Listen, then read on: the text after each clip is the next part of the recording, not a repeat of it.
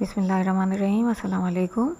ये आज ऐसे है माय फेवरेट आंट और माय फेवरेट अंकल पे हम कर चुके हैं इसे, जो आपको चैनल की प्लेलिस्ट में मिल जाएगा, इसे की प्लेलिस्ट में।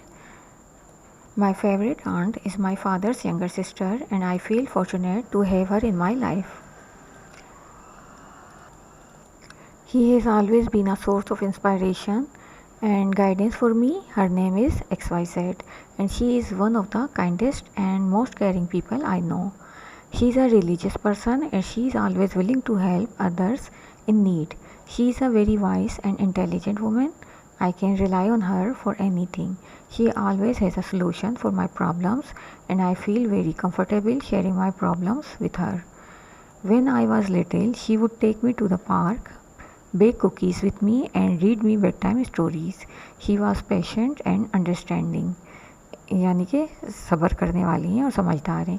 Even now, I love talking to her and seeking her advice on various matters.